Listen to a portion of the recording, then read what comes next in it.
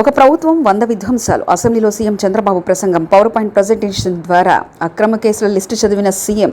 జనన కేసులు ఉన్నవారిని నిలబెట్టి ఒక నేరస్తుడి కారణంగా ఆంధ్రప్రదేశ్ అరాచకంగా తయారైందని సీఎం చంద్రబాబు పరోక్షంగా మాజీ సీఎం జగన్ ఉద్దేశించి వ్యాఖ్యానించారు. తాజాగా ఆంధ్రప్రదేశ్ అసెంబ్లీలో శాంతి భద్రతలపై శ్వేతపత్రం విడుదల చేశారు. ఈ సందర్భంగా చంద్రబాబు మాట్లాడుతూ గత వైసీపీ పాలనలో జరిగిన పలు అంశాలను ప్రస్తావించారు. అన్నిటా జగన్ అనుచరుల ప్రమేయం ఉందన్నారు. వైసీపీ నాయకులు రెచ్చిపోయి మరీ దాడులు చేసి ఎదురు కేసులు పెట్టి వేధించారని తెలిపారు. ఆలయాల విధ్వంసం గత వైసీపీ పాలనలో దేన్ని వదలేదని సీఎం చంద్రబాబు చెప్పారు. రామతీర్థంలో రాముడి విగ్రహం తల లేపేశారని, విజయవాడ దుర్గమ్మ గుడిలో వెండి సింహాలను మాయం చేశారని, తిరుమల శ్రీవారి ఆలయంలో అన్యమత ప్రచారం చేశారని చెప్పారు. చివరకు అంతర్వీధిలో రథాన్ని కూడా తగలబెట్టారని, వీటిని పరిశీలించేందుకు వెళ్లిన తనపైన తన పార్టీ నాయకులు అచ్చెన్నాయుడు, అశోక్ గజపతిరాజుతో సహా అనేక మందిపై కేసులు పెట్టారని అన్నారు. గంజాయి ఏపీ అంటే అభివృద్ధికి బ్రాండ్గా ఉండేదని, దీనిని వైసీపీ ప్రభుత్వం ధ్వంసం చేసిందన్నారు.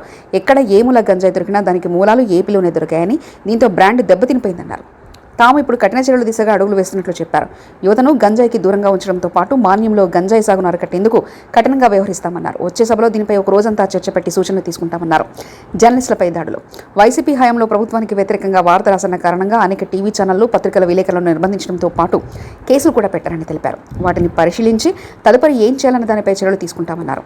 రాజకీయ హింస. రాష్ట్రంలో గత 5 ఏళ్ల కాలంలో రాజకీయ హింస పెరిగిపోయిందని చంద్రబాబు చెప్పారు. తమకు నచ్చని వారిని హింసించి పార్టీలు మారేలా చేశారని అన్నారు. స్థానిక సంస్థల ఎన్నికల్లో కనీసం నామినేషన్లు కూడా వేయకుండా అడ్డుకున్నారని తెలిపారు. అందుకే తాము తమ వారిని కాపాడుకునేందుకు నామినేషన్లు వేయలేకపోయినా, పోటీలో లేకపోయినా పర్వాలేదని భావించి ఏకంగా పోటీ కూడా చేయకుండా నిర్ణయం తీసుకున్నామని తెలిపారు. సోషల్ మీడియాపైన దాడులు.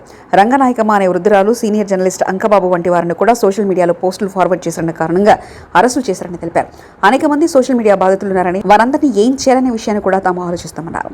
పోలీసులతో వైసీపీ కుమ్మక్కు. అందరూ కాదు కానీ కొందరు పోలీసులు వైసీపీ నాయకులతో అంటకాగి పోలీస్ శాఖ పరువు తీశారని చంద్రబాబు చెప్పారు. అలాంటి వారిని ఇప్పటికీ దూరం పెట్టామన్న ఆయన ఎవరు రాజకీయాల్లో ముడిపడి పనిచేయదని చెప్పుకొచ్చారు. ఇంకా అసెంబ్లీలో చిత్రమైన దృశ్యాలు చూపించారు. గత ప్రభుత్వంలో జరిగిన దారుణాలు, అక్రమాలు అన్నిటినీ ప్రస్తుత ప్రభుత్వం బయటికి తీస్తుంది. అప్పుడు జరిగిన అరాచకాలు, కుంభకోణాలు, దౌర్జన్యాల గురించి ప్రస్తావిస్తుంది. కానీ విమర్శలు, ఆరోపణలు ఎదుర్కోవడానికి ప్రతిపక్షం లేదు. అనుకున్నట్టే జగన్ అండ్ కో అసెంబ్లీని బహిష్కరించి వెళ్ళిపోయారు. అందుకోసం చెప్తున్న కారణాలు ఏవైనా అధికార పక్షాన్ని ఎదుర్కోలేక, ఓటమి తాలూకు అవమాన భారాన్ని తట్టుకోలేక జగన్ అసెంబ్లీ నుంచి పలాయనం చిత్తగించారనే అభిప్రాయం జనంలోనే వ్యక్తమవుతుంది. ప్రతిపక్షం గురించి పట్టించుకోకుండా ముఖ్యమంత్రి నారా చంద్రబాబు నాయుడుతో పాటు అధికార పార్టీ నేతలు గత ప్రభుత్వంలో జరిగిన దారుణాలను ప్రస్తావిస్తూనే ఉన్నారు.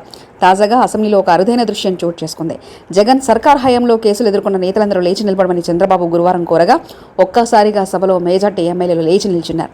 బాబు ఇలా అడగగానే డిప్యూటీ సీఎం పవన్ కళ్యాణ్తో సహా పదుల సంఖ్యలో ఎమ్మెల్యేలు వెంటనే లేచి నిల్చున్నారు. ఈ నంబర్ 100 దాటినా ఆశ్చర్యం లేదు. కేసులు లేకుండా కింద కూర్చున్న వాళ్ళు చాలా తక్కువ మంది. గత ప్రభుత్వం మీద విమర్శలు చేసినా, పోరాడినా ప్రతి ఒక్కరి మీద కేసులు పెట్టి వేధించడానికి ఇది రుజువు అని, అయితే జనం మాత్రం దీన్ని వేరే దృష్టితో చూశారని, ఎవరు ఎక్కువ పోరాడి ఉంటే ఎవరి మీద ఎక్కువ కేసులుంటే వారిని అంత భారీ మేజర్తో గెలిపించి అసెంబ్లీకి పంపించారని చంద్రబాబు అన్నారు. దీంతో అసెంబ్లీలో హర్షాతిరేకాలు వ్యక్తమయ్యాయి.